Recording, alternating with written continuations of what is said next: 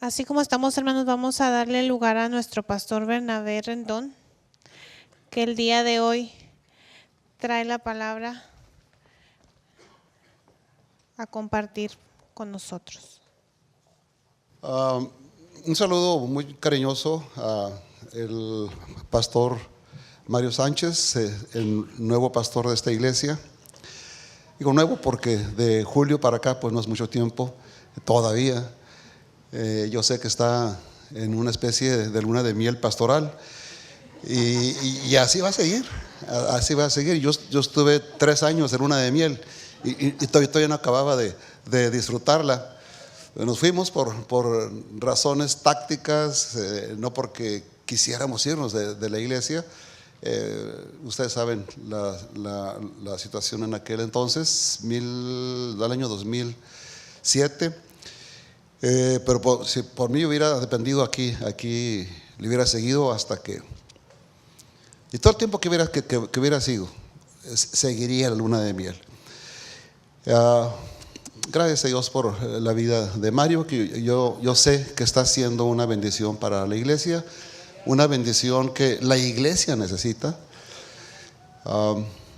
Hay situaciones que sucedieron por ahí que dejaron algunas lastimaduras, algunas heridas que me parece que todavía no acaban de cerrar bien, pero van a acabar de cerrar y van a sanar. Porque Dios está aquí. Ustedes vienen a buscarlo a Él y Él sabe que es buscado en espíritu y en verdad, y a Él le agrada que lo busquen de esa manera, porque Él es espíritu y también es un Dios de verdad, es un Dios verdadero. Y tiene que resultar de esto algo que, aunque no se busque sanar de una manera directa, es un resultado inevitable de esa comunión poderosa con el Dios creador de todas las cosas, Padre de nuestro Señor Jesucristo, el Señor de la historia, el Señor del universo, que ustedes vienen a encontrarse con Él aquí. Está aquí, en este momento. Dios te bendiga, Mario. Hermano Pedro García Carlos, me da gusto saludarlo. Al entrar nos lo encontramos ahí, me da mucho gusto. Un amigo muy apreciado por mi esposa y por mí, y él lo sabe perfectamente, y me da mucho gusto que haya sido parte de este bufete, pastores, que armaron ustedes para esta celebración. Es una fiesta de pastores esta, y está bien, es correcto, es hermoso. Es hermoso que aquellos que fuimos parte de esta historia, que está llegando a su 95 año ya, pues nos hagan venir a celebrar, porque es lo que estamos haciendo. Estamos celebrando, estamos de fiesta. Como decía aquel pequeño estribillo, estamos de fiesta con Jesús, ¿verdad? Y qué bueno que nos inviten a los pastores que fuimos parte de esa historia. Pastor Baltasar González, un saludo. También está Julia, qué gusto me da, gracias a Dios que pudieron hacer su viaje desde Torreón para venir a ser parte también de esta festividad. Yo sé que es un pastor muy amado y que viene con cierta frecuencia por acá, ya sea a participar en el culto, ya sea a predicar, ya sea de visita, ¿verdad? Pero yo sé que para Baltasar y para Julio y para Julia, venir a Nuevo Laredo, aunque sea otra iglesia, aunque sea otra cosa, tiene que significar venir a echarse la vuelta también aquí, porque no hay de otra, hermanos, no hay de otra. Estamos emparentados con ustedes, los queremos, nos quieren, y como lo estoy diciendo, somos parte de esta historia. Desde aquellos primeros hermanos hermosos que estamos viendo en la presentación que nos hace Claudia, desde 1922 hasta ahora, 2019, que realmente son más de 95 años, porque el aniversario está contando a partir del templo y no a partir de los primeros congregantes que empezaron a formar aquel grupito de cristianos que llegarían a ser la Congregación Metodista del Divino Salvador. Son más de 95 años. Y todos los que se fueron a otra iglesia, a la iglesia gloriosa y triunfante en los cielos, y otros que se fueron a otras iglesias, a veces no tan gloriosas ni tan triunfantes. Pero bueno, el espíritu del metodismo es ese: cuando viene alguien lo acogemos, le damos la bienvenida, lo recibimos, y cuando desea irse lo despedimos y seguimos siendo hermanos, seguimos siendo amigos, y no hay pleitos. Si prefirieron otra iglesia porque les provea mejor asistencia espiritual, vayan. Después de todo, si esa iglesia no es una iglesia herética, pues somos parte de la misma hermandad, somos miembros de la única iglesia, porque la iglesia de Jesucristo es una sola, no es más que una sola. Eso lo dice el credo niceno. La iglesia es santa, es una, es apostólica. Y también los pastores que hemos venido aquí por decisión de nuestra conferencia o de nuestros obispos, pues venimos a ser parte de la historia de ustedes. Lo somos. Y todos los de 1922 y los de cualquier año después hasta hoy, juntos hemos hecho esta historia. Un autor metodista escribió un libro que le puso como título, Obra en mi poder, por cierto, un libro cuya publicación fue allá por 1950 más o menos. Línea de esplendor sin fin, así le puso ese libro. Y cuando veo ese título, y luego tengo en cuenta los 95 años de historia del Divino Salvador, encuentro esa relación que desde aquel primer pastor, aquella primera familia, aquel primer hermano, hasta el último que se ha agregado a esta iglesia hace poquito, ya estamos los demás también incluidos, una línea de esplendor sin fin, porque va a seguir, hermanos, y va a seguir para bien. Como lo comenté, pues no es una cosa que se deba ocultar ni por qué callar. La iglesia ha tenido periodos críticos, problemas. De hecho, a mí me sorprendió en la presentación que nos pone Claudia hablar ahí de que el pastor Agapito C. Coronado, a quien yo tuve el honor de conocer, vino a darle fin al divisionismo que había en la iglesia. Sí, o sea, desde entonces ya andaban con estas cosas. A ver si el pastor Mario viene y le pone fin, igual que el hermano Agapito C. Coronado, a esa cosa, y ya que se termine, que se acabe esto, hermanos. Es triste como una iglesia tan bendecida como esta, la iglesia que Dios escogió en su gracia, de entre todas las iglesias metodistas de la frontera o del territorio norte, para decirlo mejor, de México, la iglesia que Dios quiso escoger para que sea el foco desde el cual vendría un despertamiento espiritual,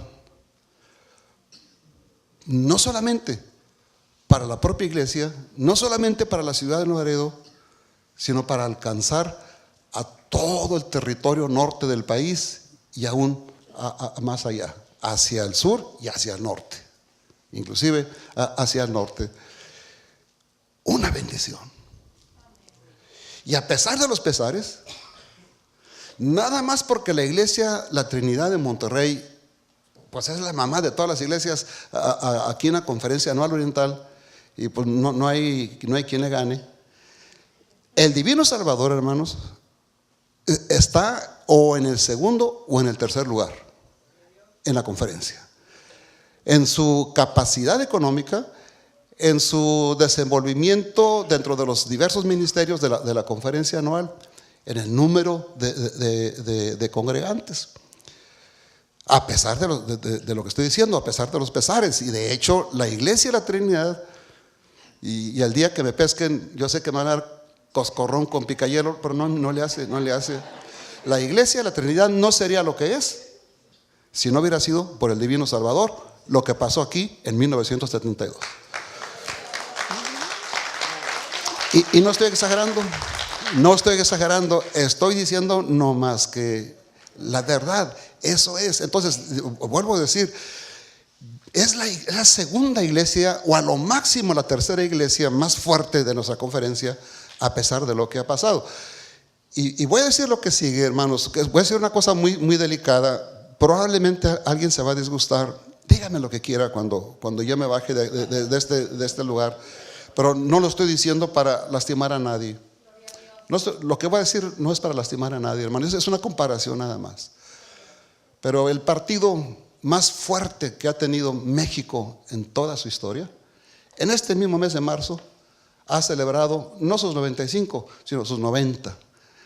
Hay que nos alcancen con los 5 años que les faltan. 90 años de su fundación. Pero es un partido al que se le inyectaron tantos millones de pesos que nadie aquí puede calcular cuántos fueron, ya que es parte del programa de las finanzas nacionales, de dar un apoyo a todos los partidos para que puedan seguir funcionando.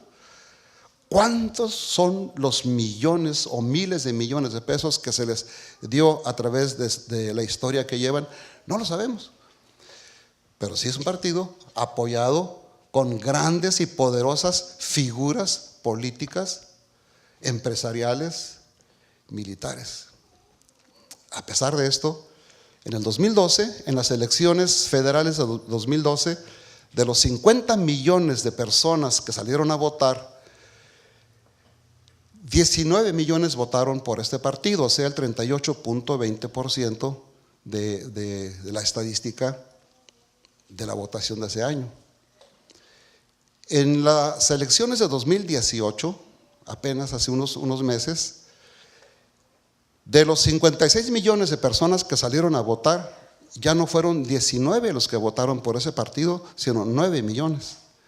Y ya no fue el 38.20%, sino el 16.40% de los votantes que optaron por dicho partido. Ahora, esa caída del 38 al 16 o de 19 millones hacia 9 millones, ¿por qué fue? Yo no lo voy a explicar. Entonces, si me pongo a explicar, ahora sí voy a estar hablando de política. Y a mí ni me interesa, a usted no le interesa y a mí menos que a usted. No quiero hacer eso. Pero nada más quiero que vea que el partido más fuerte que ha tenido México, más rico, más poderoso, está en un declive. A sus 90 años. Esta iglesia, a sus 95 años, algo tendrá que no son los millones que a aquellos se les han dado. No están aquí las figuras altas de la política, del sector empresarial, militar. No. Pero esta iglesia no está en declive. No está en declive. Aquí hay algo que es más que millones de pesos, algo más que influencia humana, algo más que poderío humano. Está aquí, hermanos. Y por eso podemos llegar a nuestros 95 años y en vista llegar a los 100 años. Si no me he muerto, aquí voy a estar. Me inviten o no me inviten, aquí voy a estar. Estamos en auge, estamos bien, hermanos. Estamos bien. Quizá no es tanto como quisiéramos estar. Ya Dios quizá nos dé esos tiempos mejores. La Biblia nos enseña que los tiempos mejores siempre están adelante y no atrás. Pues que vengan. Pero esto nos habla de la gracia de Dios que está presente entre nosotros. Bueno, esto es cosa para celebrarse, y es lo que estamos haciendo. Y Dios bendiga a nuestros visitantes, que ya vi que son muchos, de Torreón y de no supe ni de dónde más, pero bienvenidos, vénganse a la fiesta. Qué bueno, gracias a Dios, a festejar y que sean parte de esta alegría, porque grandes cosas ha hecho el Señor con nosotros. Como dice el Salmo 126, estaremos alegres. Nuestra boca se ha llenado de risa, nuestra lengua de alabanza. Y pueden decir los demás, grandes cosas ha hecho el Señor con estos. El comité organizador de estos festejos me invitó a ser parte de esta celebración y me pidió que expusiera para ustedes el tema de la herencia doctrinal que la iglesia debe dejar para la siguiente generación. No sé cuáles fueron los temas ¿era el mismo? No, varios De diferentes, ok. Sí, digo, si no vamos a estar aquí repitiendo lo mismo. Bueno, no sé cuáles eran los otros temas para los demás pastores, pero ahí me dieron este. Y ustedes me han escuchado más de 1000 veces predicar. No voy a predicar. Quiero tener una charla con ustedes, una reflexión con ustedes. Al final, si alguien quiere hacer una pregunta o decir no estoy de acuerdo, voy a dar la oportunidad para que o pregunten o digan, hermano, pues no estoy de acuerdo, o sí estoy de acuerdo, o por eso, o lo que sea. A lo mejor no voy a ser suficientemente claro con la exposición que voy a hacer, y a lo mejor se requiere que detalle algún asunto. Vaya buscando usted la carta de Judas en el único capítulo que tiene, para leer de allí el versículo 3. Y mientras que busca en su Biblia, debo decirle que el movimiento de reforma del siglo XVI, cuyo aniversario número 500 celebramos en octubre del 2018, fue una fiesta mundial la que nos envolvió. Pero fue ese despertamiento espiritual que Dios le regaló a este mundo, porque el mundo cambió. No solamente la iglesia, el mundo cambió a partir de la reforma evangélica o protestante o religiosa, como le quiera llamar, que comenzó en el año 1517 y que cubre el siglo XVI. 5 énfasis sostuvo esa reforma. 5 énfasis que hacía que la nueva iglesia fuera diferente a la iglesia anterior, a la iglesia de donde salía. Y por eso salió la iglesia nueva, porque querían que se entendiera en la doctrina que solamente la fe, número 1, justifica al pecador. Que solamente la gracia de Dios, número 2, es la razón de esa justificación. Que solamente Cristo, número 3, es el mediador de esa justificación por la fe en la gracia de Dios. Que solamente la Escritura, número 4, sola Escritura decían ellos en latín, o solamente la Biblia, es el manual de doctrina que Dios ha dejado para que sea la única guía para su iglesia. Y en quinto lugar, solamente para Dios sea dada la gloria.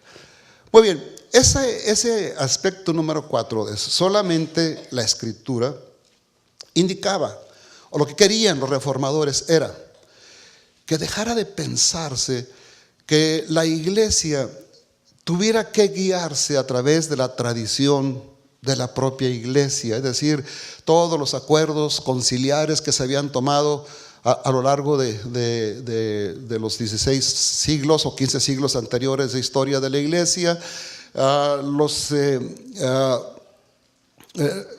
enunciados papales, cuando hablaba ex cátedra, dicen ellos, es decir, como representante de Jesucristo para dictar doctrina, y es el momento cuando se vuelven infalibles y entonces lo que dicen no contiene error.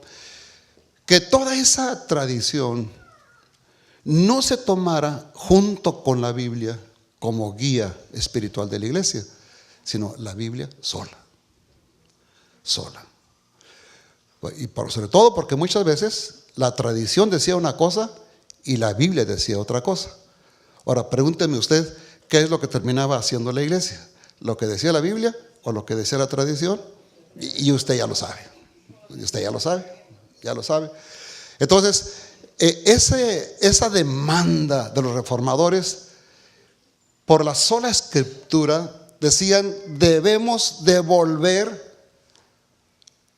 al principio de la iglesia, cuando la iglesia no se guiaba por tradiciones, perdón, me equivoqué con la palabra, no se guiaba por tradiciones, sino se guiaba solamente por la doctrina de los apóstoles y por el Antiguo Testamento, que eran las escrituras judías que la iglesia tuvo como Biblia al principio.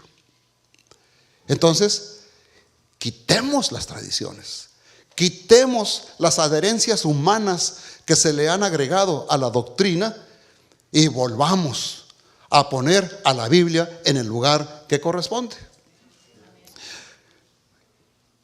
Antes de la Reforma Protestante no había predicación. El culto no era para escuchar una predicación. Y de hecho tenemos en los templos dos signos muy visibles que nos hablan de esa demanda de los reformadores por la Biblia al centro del culto, la Biblia al centro de la iglesia. Y uno de ellos son las bancas. Les sorprenderá tal vez a algunos de ustedes saber que antes de la Reforma en los templos no había bancas. Algunos creen que siempre las hubo. No había bancas. La gente llegaba al templo y estaba de pie, porque la misa duraba solamente unos minutos, pocos minutos. La congregación no participaba en nada, no participaba de las oraciones, de la liturgia, no participaba de cantos porque no había cantos, no participaba de las lecturas bíblicas porque tampoco había, y no escuchaba ninguna predicación. Llegaban, se paraban y entonces el sacerdote oficiaba la misa así, en latín, y a veces de espalda a la congregación, porque como tienen una cajita hasta la fecha acá de este lado que le llamaban el sagrario, decían que podría ser pecado que el sacerdote le diera la espalda al sagrario, porque el sagrario era el cuerpo de Jesucristo en la tierra.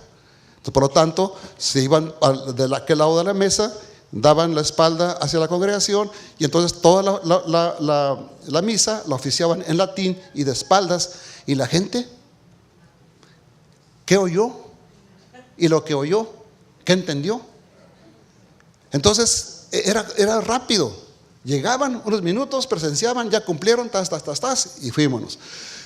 No, hermanos, Martín Lutero dijo, la gente, él fue el que inventó las bancas, la gente tiene que sentarse y estar tranquila, no cansada ni tensa, tranquila, porque tiene que predicarse la Biblia a la gente para que se le quite la ignorancia doctrinal que tiene y conozca la verdad revelada de Dios en las Sagradas Escrituras. Y si el sermón tiene que durar 20 minutos o tiene que durar media hora o una hora como va a durar hoy, que escuchen tranquilos, que escuchen sentados.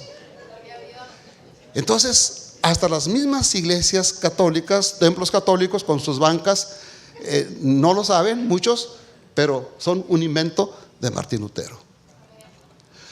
Ahora, cuando usted, en segundo lugar, cuando usted entraba a una iglesia, había un mueble que dominaba todo el frente del presbiterio o la parte donde se oficiaba el culto.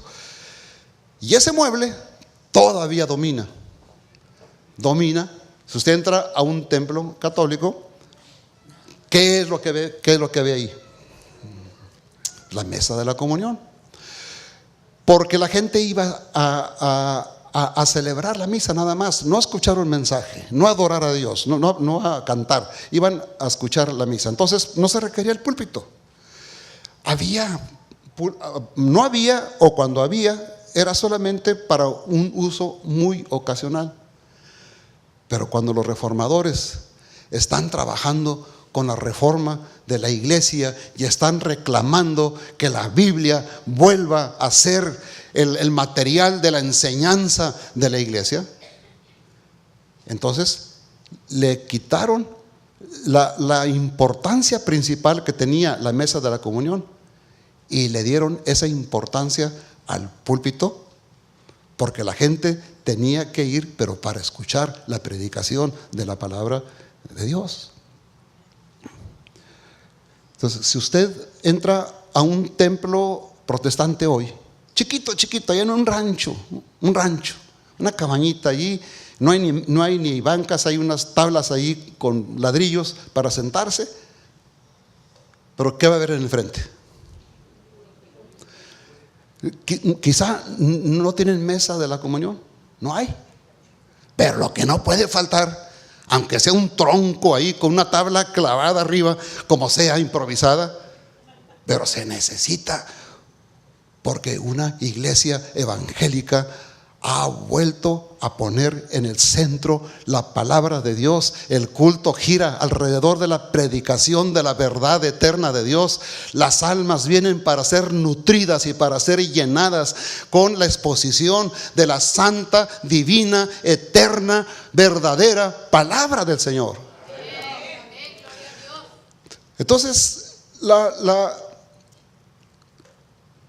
una iglesia como la Iglesia Metodista del Divino Salvador tiene un compromiso, no solamente con la reforma del siglo XVI, tiene un compromiso con la iglesia del siglo I, porque la iglesia comenzó así, comenzó centralizando en la palabra del Señor, la reflexión, la predicación, la enseñanza de ella, sus reuniones.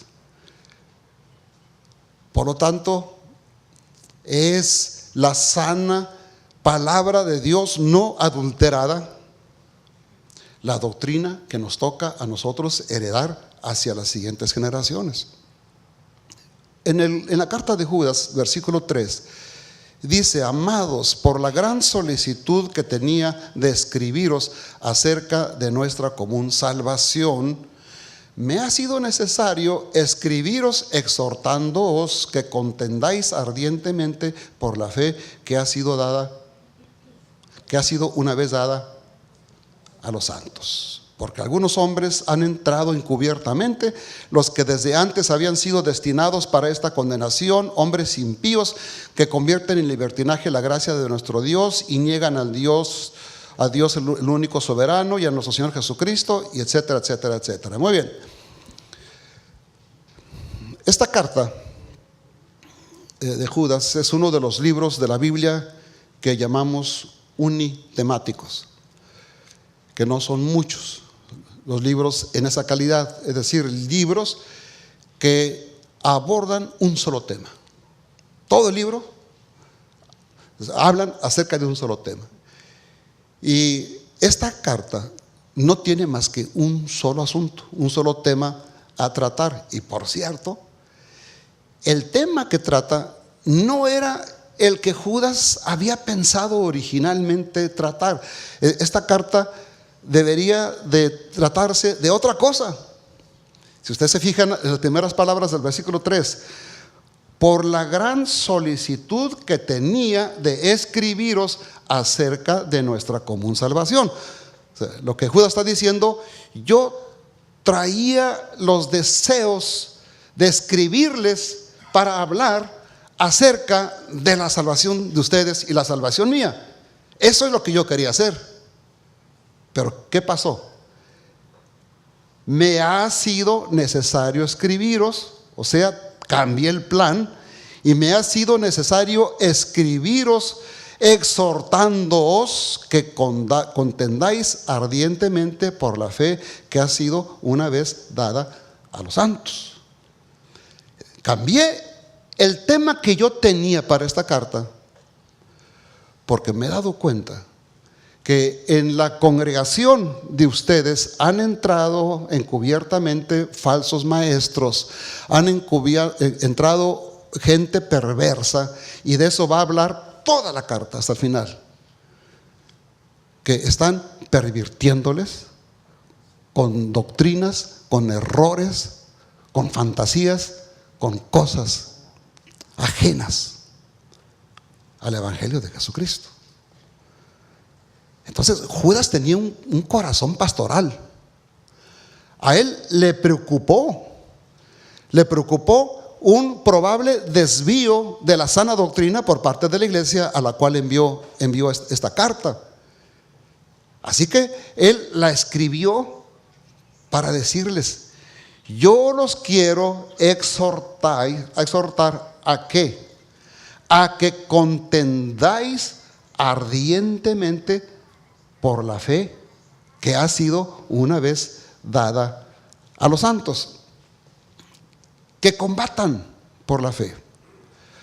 Ahora quiero, por favor, que tomen en cuenta que en el Nuevo Testamento la palabra fe tiene dos significados.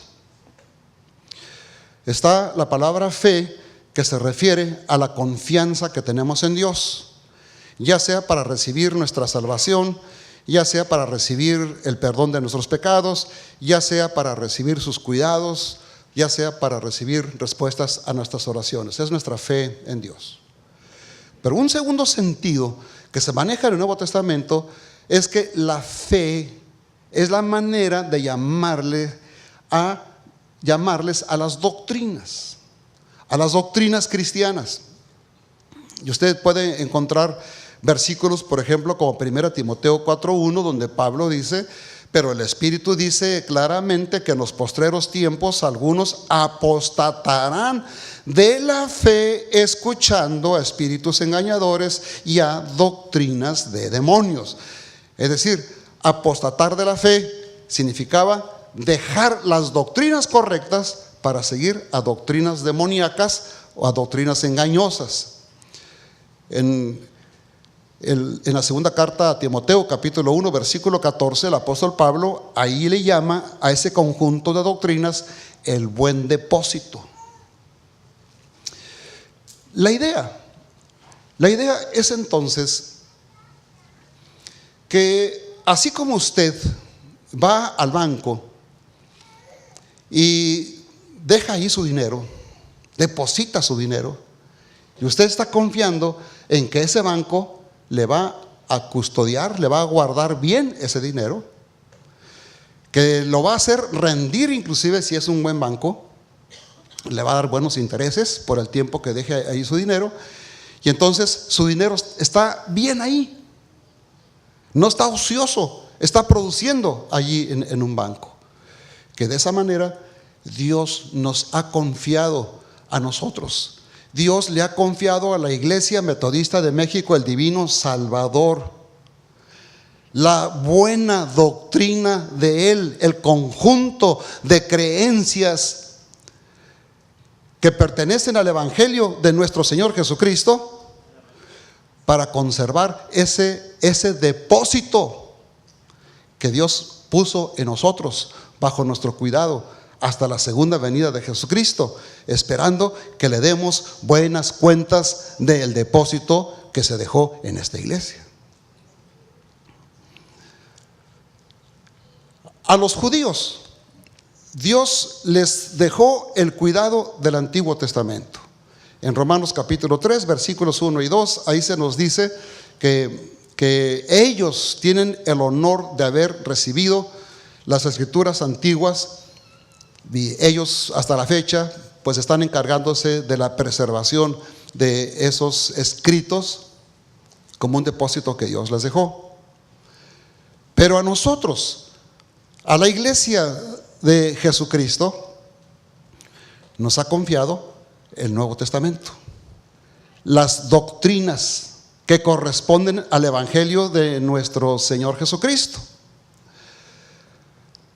Ahora, si Dios ha tomado esa acción de confianza hacia nosotros, de que cuidemos, de que ese depósito no merme, que no se pierda, que no salgamos con cuentas raras al final. Bueno, pues que es una responsabilidad muy delicada que se nos ha confiado, porque la única fórmula secreta para la salvación, para la redención, para la esperanza de este mundo, esa fórmula secreta es el Evangelio de nuestro Señor Jesucristo, Redentor y Señor sobre todas las cosas. Y esa fórmula Dios la ha depositado, es el buen depósito, es la fe una vez dada o recibida, como dice aquí Judas a la iglesia, que nos toca cuidar.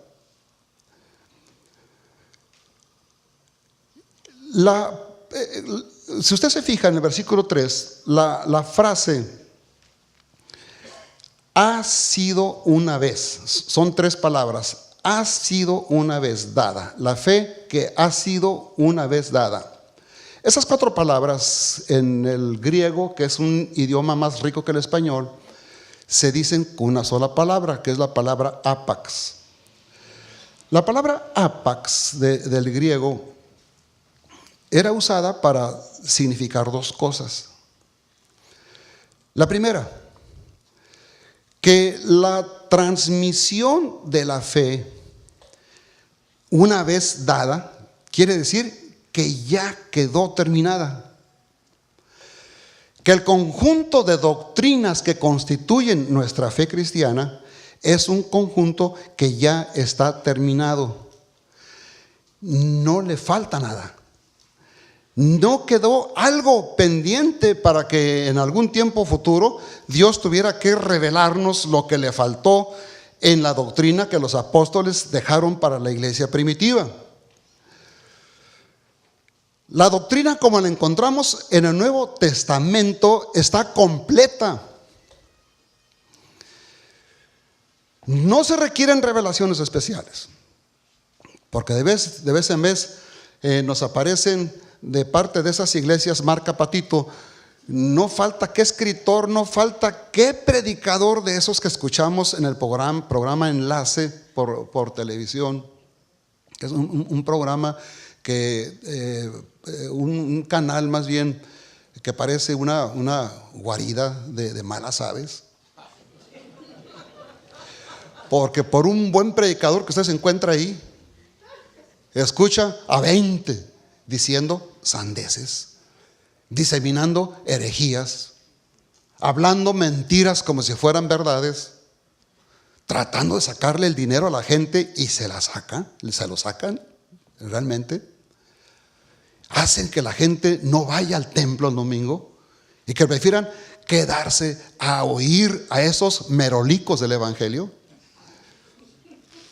Que pierda la gente comunión con sus propios hermanos en la fe, para quedarse sentados o escuchando esas predicaciones, tomando café.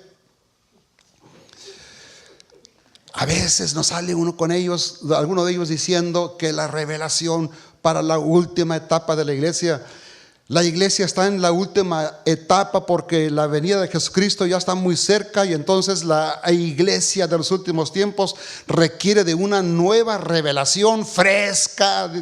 Hasta usan palabras rimbombantes, palabras comerciales. La revelación fresca, la revelación rema, dicen también para la iglesia. Que por cierto, la Biblia no hace ninguna diferencia entre logos y rema, que algunos de esos autorcillos hacen, diciendo que está en la Biblia. En la Biblia no existe tal cosa. En la Biblia solamente está la palabra de Dios.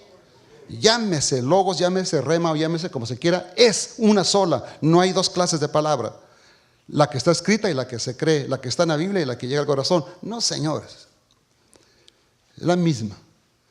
Es la misma. Y esa palabra Dice la carta a los Hebreos, es como una espada. Y no hay nada de rema ahí, es esta palabra, como una espada.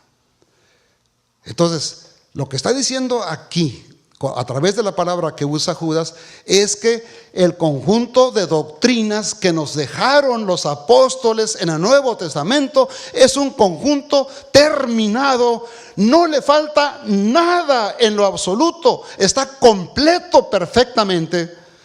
Todo lo que el ser humano necesita saber para su relación con Dios, todo está ahí, está aquí, está en su Biblia.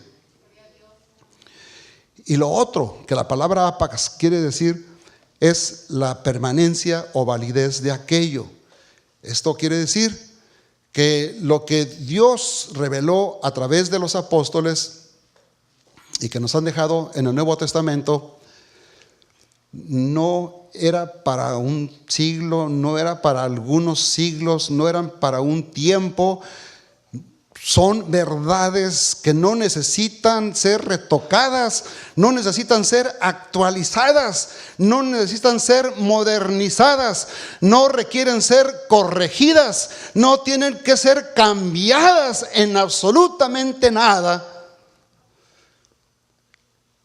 Los cielos y la tierra pasarán, pero esta palabra revelada a través de los apóstoles, esta palabra viviente, permanece para siempre, tiene valor hasta que Cristo Jesús venga otra vez.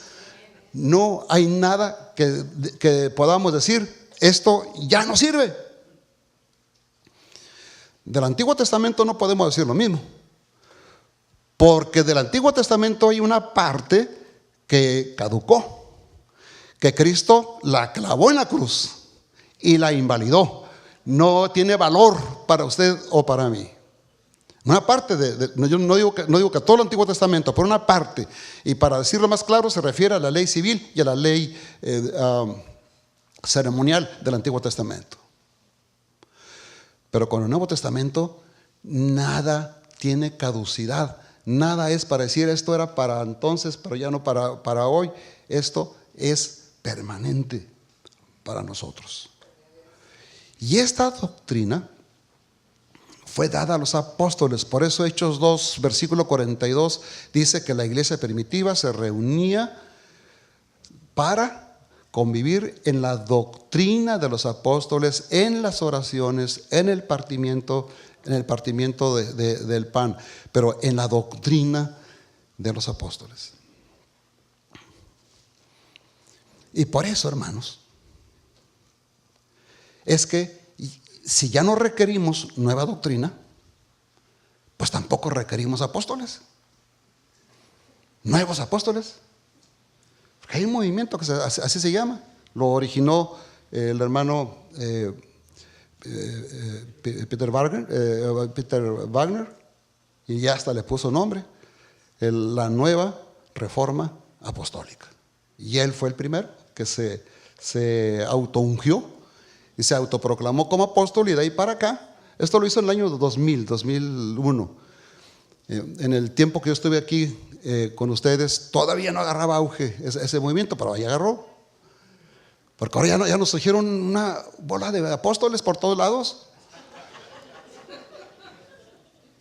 Lo único que quieren es un respeto en base a su título.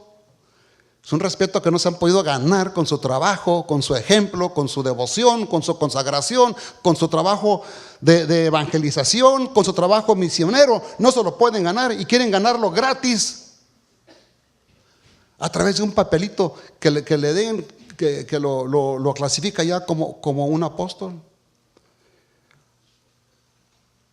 ¿Sabe usted que el Nuevo Testamento tiene 27 libros, pero que había muchos más libros circulando en los primeros siglos de la era cristiana, inclusive desde el primer siglo, y que competían para llegar a ser parte del Nuevo Testamento?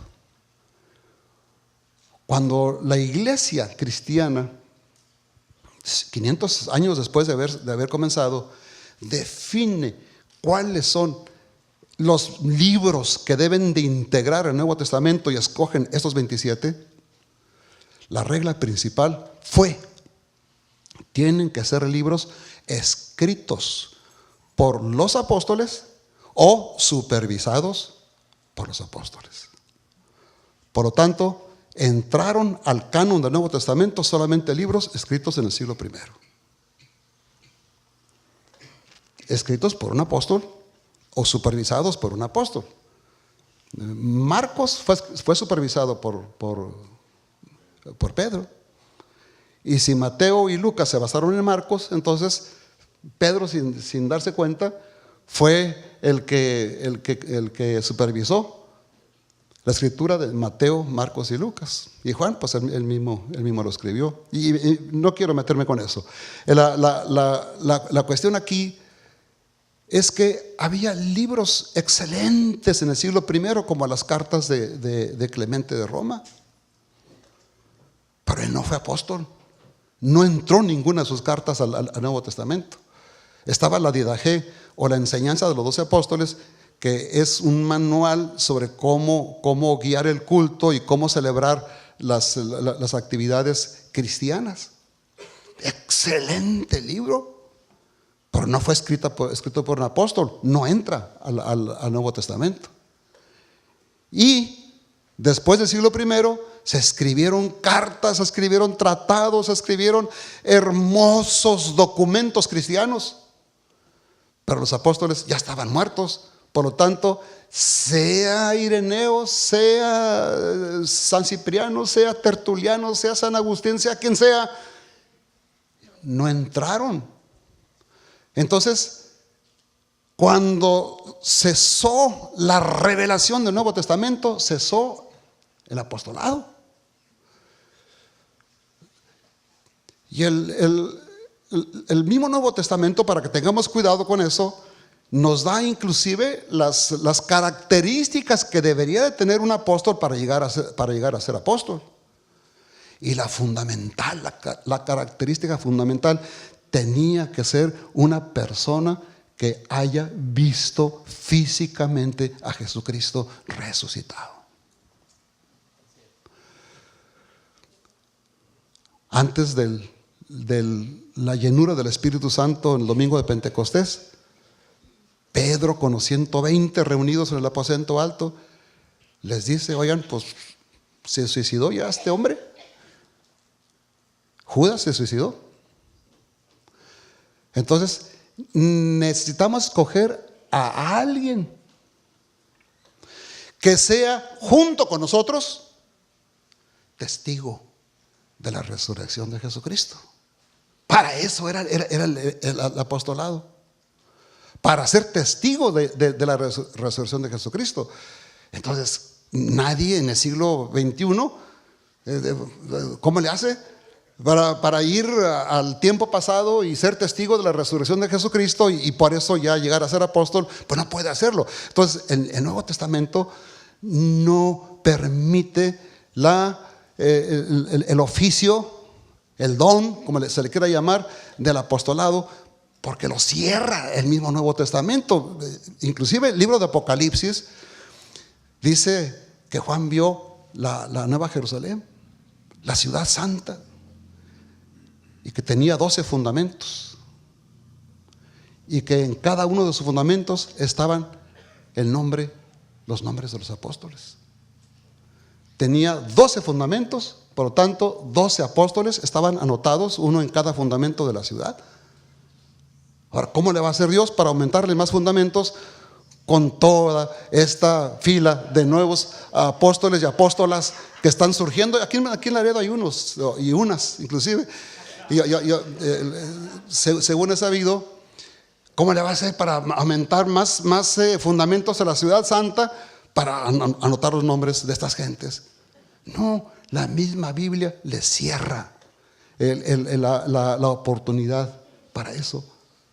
Andarse metiendo con eso, hermanos, es no saber transmitir la fe una vez dada, ya dada a los santos. Los santos la recibieron de los apóstoles y nosotros la recibimos de ellos. Por lo tanto, nos toca a nosotros pasársela, la doctrina, a los que siguen. Y en ese trabajo, hermanos, tiene que meterse toda la iglesia.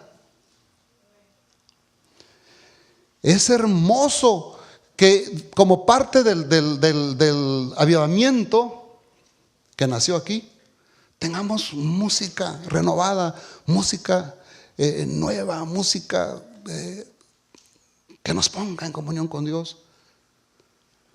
Es bueno que tengamos el trabajo de evangelización para compartir a otros y llamarlos a la gracia de Dios.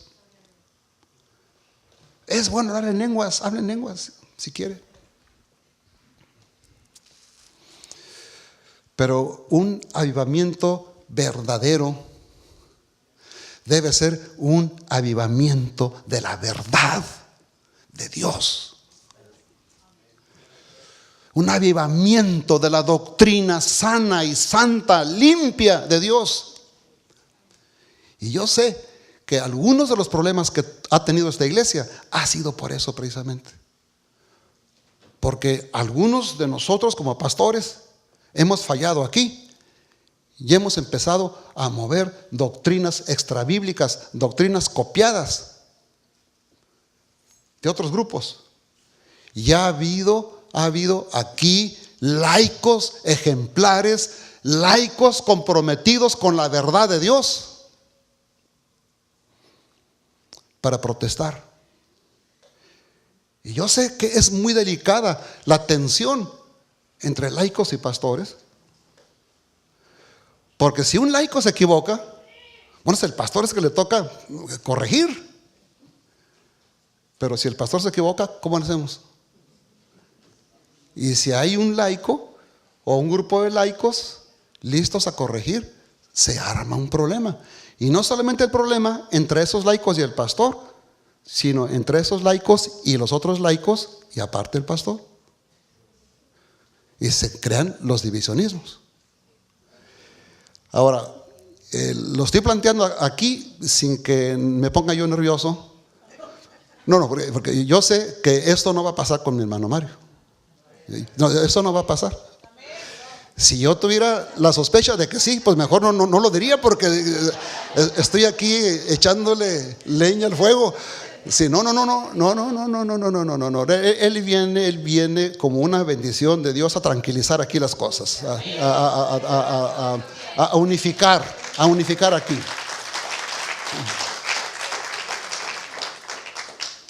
A unificar a la iglesia. Pero dentro de esa unificación y dentro de esa tarea de cuidarnos los unos a los otros, tenemos que estar abiertos, ¿verdad? Y como pastores debemos tener la humildad como la tuvo en la ciudad de Éfeso, Apolos. Que cuando dos laicos como Aquila y Priscila lo llaman aparte y le dicen: hermano, te equivocaste. Lo que estás predicando, aunque está muy bonito porque eres muy buen orador, era un hombre cultísimo, alejandrino, de la cultura griega, de la mejor ciudad griega que había en aquel entonces, que de cultura griega mejor, que era Alejandría. Pero estás equivocado.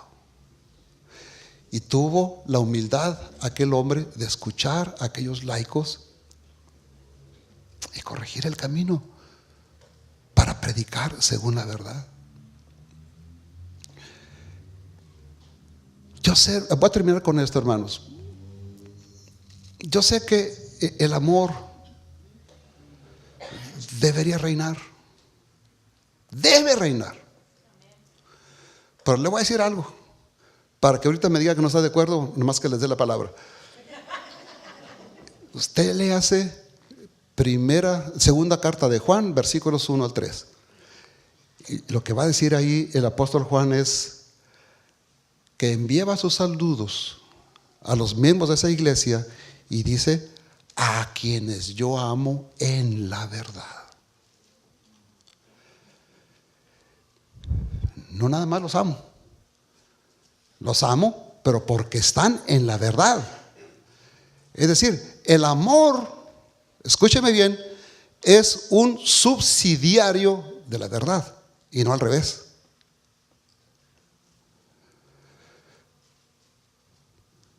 Por amor, digo, no por amar, perdónenme, voy a dejar de decir la verdad. O voy a preferir el amor a la verdad. No, hermano, eso no va con Dios. Eso no va con Dios. El amor no se goza en la justicia, se goza en la verdad. Y Jesús oró en Juan 17:17. Padre, santifícalos en la verdad. Tu palabra es de verdad. Entonces, hermanos, es muy fácil poner las cosas. No le digas nada, no hagamos nada, porque hay que amarnos. Sí, bonito, está bien, porque amar es una actitud cristiana. Cristo nos mandó, ámense los unos a los otros, está bien. Pero lo que está mal es que el amor nunca debe ponerse por encima de la verdad, favoreciendo el error y la mentira. No, es preferible sacrificar el amor por salvar la verdad, porque es la verdad de Dios. Y el divino Salvador no va a poder contender ardientemente por la fe una vez dada ya a los santos, si no piensa de esta manera, si no organiza bien sus prioridades de esta manera. La verdad va por encima, de tal manera que el avivamiento maduro de la iglesia, el divino Salvador, que nació en el 72 y 73, y en aquel entonces éramos niños y hablábamos como niños y hacíamos cada cosa. El hermano Pedro, a ver si se acuerda, y Baltasar también. Perdónenme que estoy hablando por su nombre en lugar del pastor. Somos compañeros. Cuando era niño hablaba como niño, pensaba como niño, actuaba como niño, pero cuando ya fui viejo dejé las cosas de niño. Bueno, todo avivamiento está bien que tenga su etapa de nuestra niñez. Hacíamos lo que sea, tirarnos al piso y que me desmayé por el Espíritu Santo, y cuántas exageraciones. Un avivamiento maduro es un avivamiento de la verdad de Dios.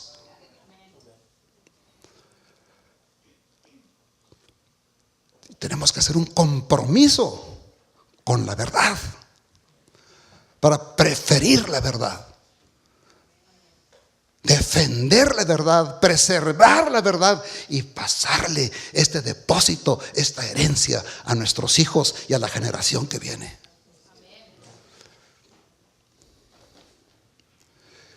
Eso entiendo yo, que es lo que Judas está diciendo.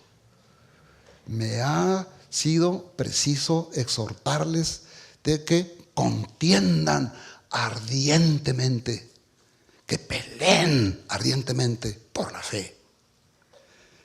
Aquella fe que fue dada una vez, o sea, ya completa, a los santos del divino Salvador. Bueno, tengo para más, pero a ver, ¿qué les parece, hermanos? Nos damos Bueno, me pasaron el tiempo ya tarde, para comenzar. A ver, ¿alguien quiere plantear algo, preguntar algo, aclarar algo o disentir en algo? ¿Te parece aquí una de las mañaneras del presidente de la República?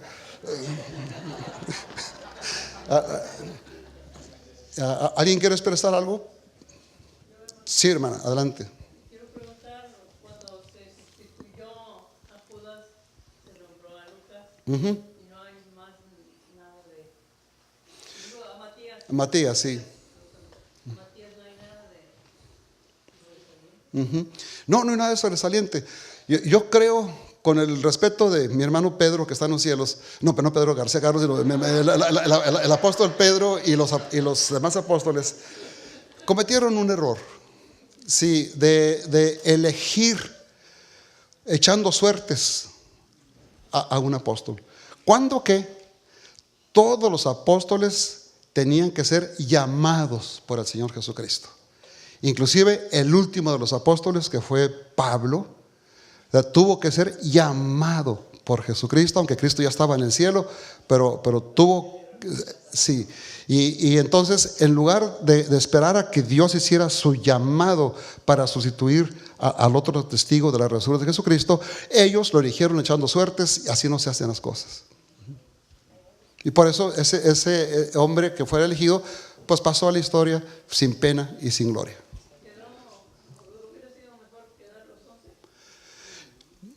No, yo pienso que Dios tenía a Pablo para ocupar ese lugar. Pues sí, claro, pues sí, así es. A ver, ¿algo más o algo menos? Sí. ¿Yo?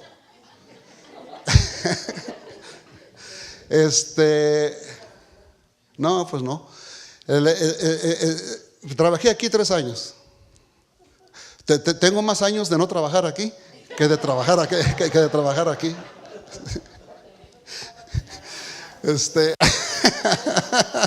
Sí, pues estoy diciendo la verdad. El pastor de la iglesia es el pastor Mario, está acá. Sí. Él tiene medio año más o menos de estar trabajando aquí. Bueno, ¿alguna otra cosa? Sí, el pastor Baltasar. Quizá reforzando la idea de que fue el apóstol Pablo el que en todo caso debía haber sustituido a Judas. Hay algo muy interesante que está en la carta a los Gálatas, el capítulo 1, donde el apóstol Pablo fue a Arabia y estuvo 3 años. Y allí, en esos 3 años, Jesucristo mismo le reveló todas las cosas. Y constantemente oímos a Pablo decir: yo recibí del Señor Jesús, por ejemplo, la cena. Yo recibí del Señor Jesús lo que también os he enseñado. La noche que Jesús fue entregado como un pan, etcétera, etcétera. Entonces, llenan los requisitos de los 3 años que los demás apóstoles pasaron con Jesús. Y era el requisito de que vio a Jesús resucitado en el camino de Damasco, donde Jesús se le apareció. De manera que sigo yo también con la idea de que debería haber sido Pablo. Y finalmente ¿Fue? Ajá, muy bien. Entonces, una buena pregunta que nadie puede contestar aquí es, entonces, en los 12 nombres que están en el cielo, ¿cuál es el nombre número 12? ¿El de Matías o el de Pablo? Eso creen. Ya veremos. No tenemos base para afirmarlo, pero ya veremos. ¿Eres tú, Julisa? No te saludé hace rato. Dios te bendiga mucho. Dios te bendiga. Qué gusto de verte. Bien, inclusive Pablo dice ahí mismo en el siguiente capítulo de la carta a los Gálatas, dice: cuando yo regresé de recibir todo aquello, yo fui a Jerusalén para hablar con los que tenían más reputación en la iglesia, con los apóstoles. Dice: y ellos no me enseñaron nada. O sea, lo que ya Cristo me había transmitido fue suficiente, y lo que los apóstoles que habían andado con Jesucristo sabían para mí. No me enseñaron nada. Ahí lo dice, ¿verdad? Entonces, tuvo un efectivo llamamiento para ser apóstol. Aunque decía como un abortivo, ¿verdad? Así como que soy medio diferente a los demás, más feíto que los demás, ¿verdad? Como que malhechito, no sé, pero aún así soy apóstol. Y dijo al último, o sea, el último de los apóstoles se llamó San Pablo, no Peter Wagner o otros nombres que yo me sé. Sí, Dora. Entonces, ¿por qué se promueve, se promociona? No sé si abiertamente aquí en la iglesia metodista o en algún otro templo, pero he visto promociones acerca de la escuela de los apóstoles, de cursos de apóstoles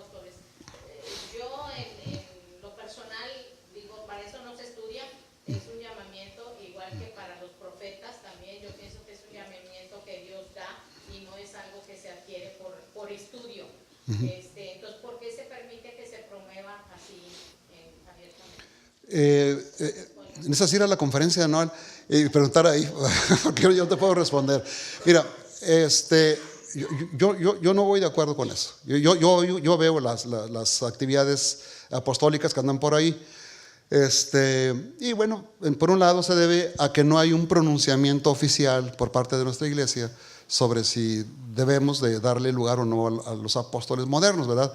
Y a la falta de ese pronunciamiento oficial, pues cada quien se va para donde puede.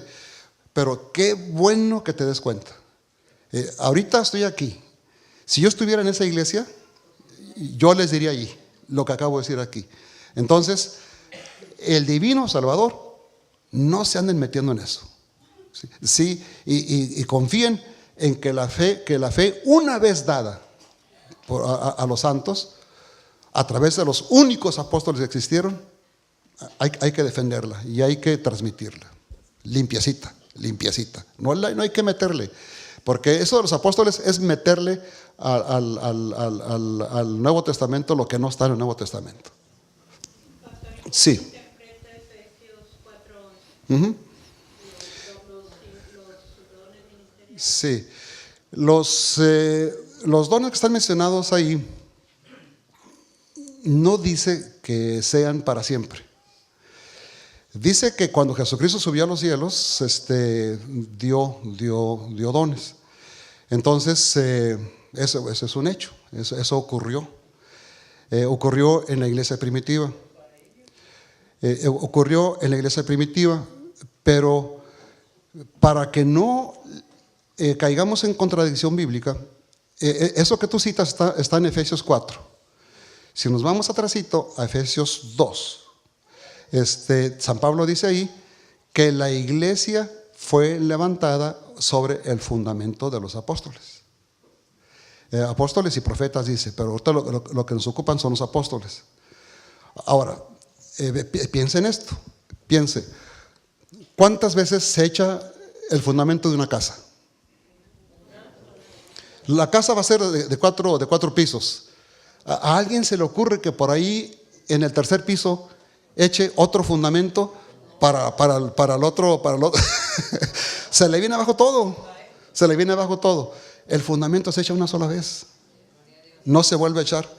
Entonces el mismo Pablo dice que ya fue echado el fundamento de la iglesia, dice, a través de los apóstoles. Entonces eso quiere decir que la única vez ya pasó. Lo que toca ahora es ir edificando la iglesia, edificando el edificio hasta donde llegue, pero el fundamento ya está. Uh-huh. Por lo tanto, en Efesios 4 no puede referirse a un doble fundamento a echarse más tarde. Si así nos vamos, toda la iglesia todavía no tiene fundamento hasta que no salga el último apóstol en el año 2000, a ver cuál. Hasta entonces ya estará echado el fundamento. No, pero Pablo está hablando en pasado. Ya fue echado el fundamento de la iglesia, que son los apóstoles y los profetas, se refiere al Antiguo Testamento. Sí.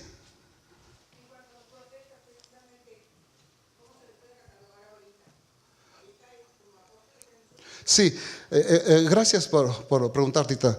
Ahora, esta línea de pasajes bíblicos que le cierran la puerta a los apóstoles modernos, no vemos una línea semejante en cuanto a la profecía, en cuanto a los profetas. Es cierto que en 1 Corintios 13 Pablo dice que las profecías se acabarán y cesarán las lenguas. Dice que cuando venga lo perfecto. Entonces es una eternidad de discusión. ¿Qué significa lo perfecto? Si Pablo se refería a que el Nuevo Testamento quedara terminado, o sea, la doctrina perfecta quedara revelada, o si se refería al mundo perfecto que vendrá con Cristo. Lo que sí dice es que se van a acabar las lenguas y se van a acabar las profecías, pero cuando venga lo perfecto. Entonces, como no podemos definir qué signifique, mejor no intentar establecer doctrinas con base no suficientemente bíblica. Lo que yo sí diría es esto. ¿Qué ofrecía la profecía en los tiempos de la iglesia primitiva? Bueno, ofrecía consolación, edificación y exhortación. Ahí lo dice 1 Corintios 14. Ok, pregunto, ¿la Biblia nos puede dar edificación? Es la palabra profética más segura. Exactamente, en las palabras de Pedro. ¿La Biblia nos puede dar exhortación y confortación? Entonces, si tenemos allí estos tres beneficios, ¿sí? Consuelo, edificación y exhortación, ¿para qué queremos las profecías? Entonces, las profecías yo no alcanzo a ver que estén canceladas, pero lo que sí creo es que debemos tener mucho cuidado con ellas y no buscarlas de una manera preferente, que es donde yo sí veo el error, de estar promoviendo la profecía. Así parece que estamos tomando la iniciativa nosotros y no Dios. Cuando Dios llamaba a un profeta para comunicarse con otra persona o para comunicarse con la iglesia o con el pueblo de Israel, Dios tomaba la iniciativa. Él tenía algo que decir y usaba a un profeta para decirlo. Pero acá parece que estamos al revés. Estamos promoviendo la profecía como para estarle preguntando a Dios que esto y que el otro, que esto y que el otro, que esto y que el otro, y estamos funcionando al revés. Entonces, creo que si hay que darle oportunidad a la profecía, se le dé, pero en un sentido secundario, muy, muy secundario. Porque lo que la profecía ofrecía en la iglesia primitiva, lo ofrece en gran manera y mejor las Sagradas Escrituras. O sea, la fe una vez dada a los santos. Ese es la sustancia, hermanos, desde el avivamiento, de la obra de Dios, del depósito que Dios nos ha dejado para que se lo cuidemos, ¿sí?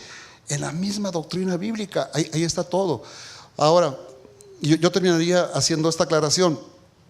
Si yo como pastor, tomo la Biblia y tomo unos pasajes bíblicos para edificar a la iglesia, yo estoy profetizando.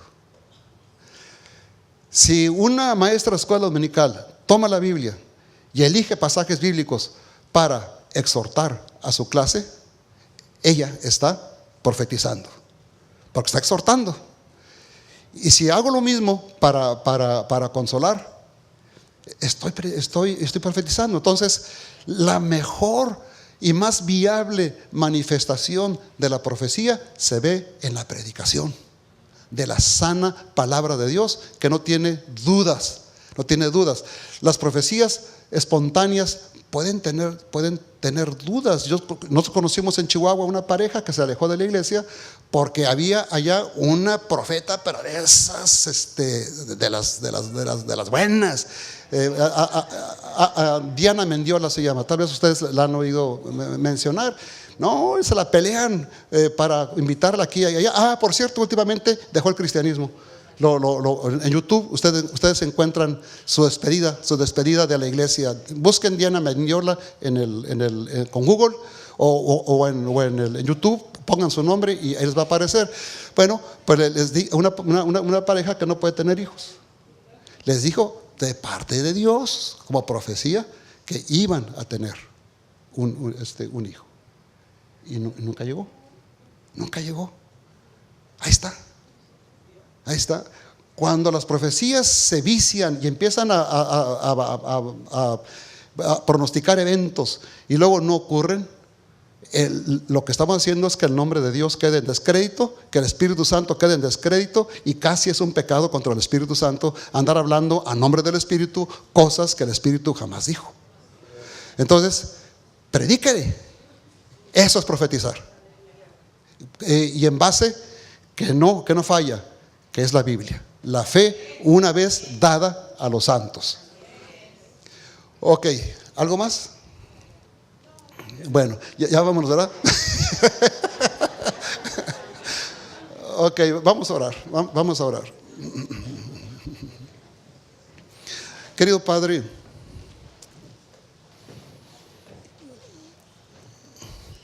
tu siervo Pablo decía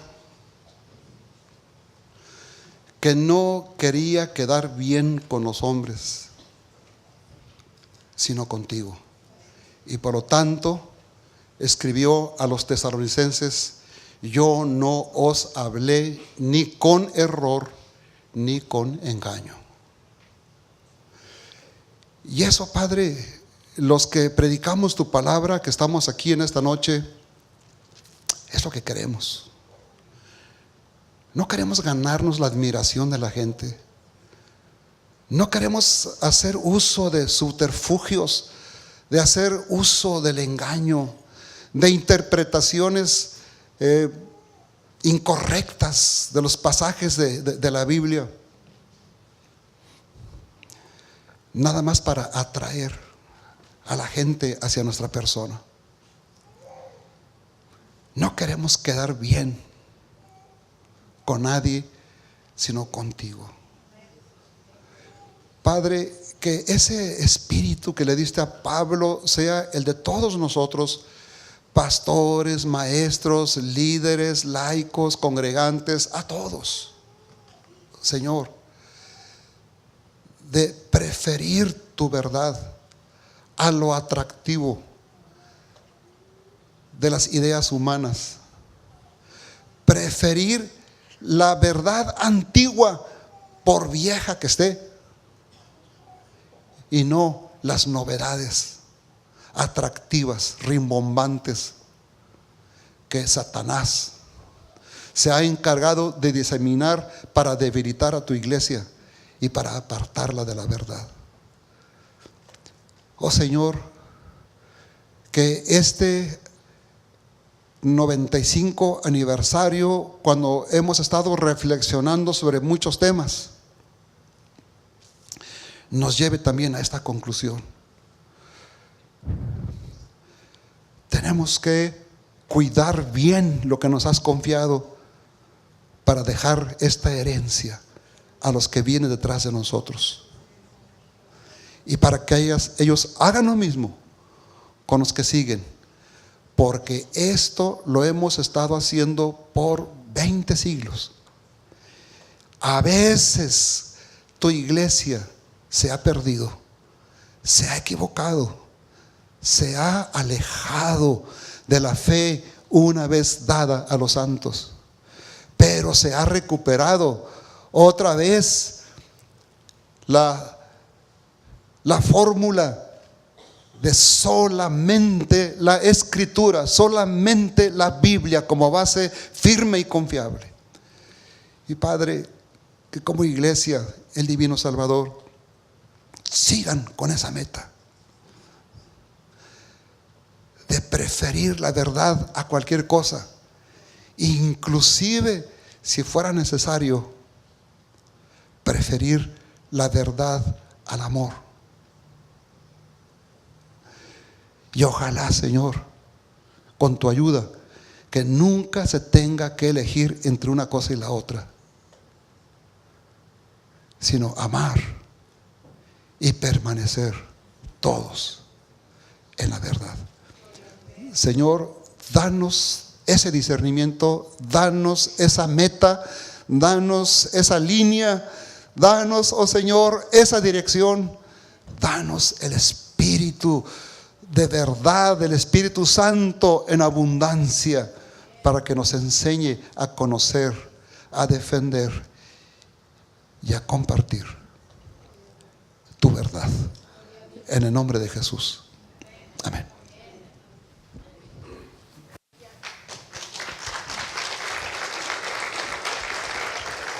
Gracias, Pastor Bernabé, le voy a pedir que no se vaya todavía. Vamos a pasarlo por la Inquisición, por todo lo que ha dicho. No era cierto, no era cierto. No, yo creo que siempre hemos admirado en nuestros pastores. Cada pastor tiene algo especial. El pastor Pedro, el pastor Baltasar, el pastor Bernabé, son personas a las que yo admiro. Y una de las cosas que he admirado en este caso, al hablar de mi hermano Bernabé, es que creo que es una de las pocas personas que tenemos que es un verdadero apologeta de la fe cristiana.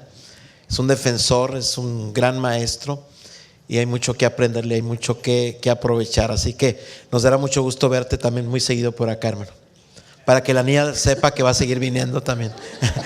Pueden tomar sus lugares. Vamos a hacer algo rápidamente. Queremos darle un reconocimiento a nuestro hermano Bernabé Rendón. Y también una de las cosas que queremos hacer aquí en el Divino Salvador es revisar muy bien la doctrina que se está predicando, que se está llevando en los grupos celulares, en todo lo que representa la iglesia. Sí, yo estoy muy comprometido a trabajar en la sana doctrina, y aquello que no edifica hay que corregirlo, ¿verdad? Entonces, siempre en base a la palabra de Dios. No es algo personal, es buscando precisamente la verdad en la palabra de Dios. Así que esa es una de las metas que Dios me ha dado para esta congregación, y espero hacerlo bien y que podamos cooperar todos en este aspecto. Dejo el lugar a mi hermana Claudia Contreras. ¿Cómo está, pastor? Buenas noches. A nombre del comité organizador y de la iglesia El Divino Salvador, queremos entregar este reconocimiento por su participación esta noche. Y yo solamente quiero agregar, pastor, que no ha habido mente iluminada, corazón elevado y alma inspirada por su prédica, y porque su prédica trae la verdadera palabra y la sana doctrina.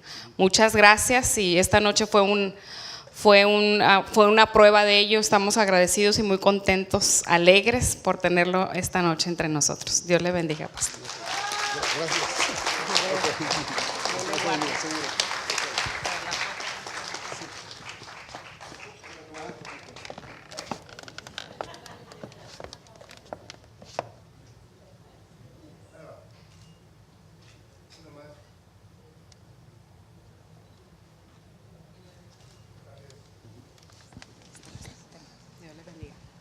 Muy bien, muchas gracias. Sí. Despedimos al pastor con un aplauso. Y a nuestros pastores que estuvieron compartiendo, el hermano Pedro, el hermano Baltasar, el hermano Bernabé. Dios los bendiga en compañía de sus familias. Y mañana estarán con nosotros y estaremos celebrando también la convivencia y el banquete que se ha preparado para el día de mañana cerrar este primer ciclo de celebración del 95 aniversario. Vamos a estar puestos en pie, vamos a despedirnos. Padre, te damos gracias por tu presencia entre nosotros. Gracias porque sé que has hablado de una manera especial a nuestras vidas, y sé que quieres lo mejor para nosotros, que lleguemos a la estatura del varón perfecto que es Cristo Jesús. El legado que nos has dejado es maravilloso, la salvación a través de tu amado Hijo Jesucristo, la obra del Espíritu Santo, prueba, Señor, de que ha hecho grandes cosas en nosotros y nos quiere llevar a alturas también espirituales en estos tiempos. Hoy nos has recordado lo maravilloso que es también la oración, el fundamento de un avivamiento. Señor, todo esto, Señor Dios, de alguna manera nos lo has estado diciendo a través del pastor Pedro, a través del pastor Baltasar, a través del pastor Bernabé. Y sabemos que este mensaje es uno para nosotros. Te pedimos, Señor, que nos des el discernimiento para vivirlo, aceptarlo, y que como iglesia podamos corregir rumbo, Señor, en todos los aspectos, porque esto es para agradarte a ti solamente, Padre Celestial. Te pido, Señor, que ahora lleves con bien a mis hermanos de regreso a casa, guárdalos de todo mal, levanta muro y antemuro alrededor de nosotros, Señor, y que tu luz disipe cualquier obscuridad y cualquier tiniebla. Todo esto lo pedimos rogando que esa gracia de Dios Padre, Dios Hijo y Dios el Espíritu Santo sea con cada uno de ustedes y vuestras familias, ahora y siempre. Amén.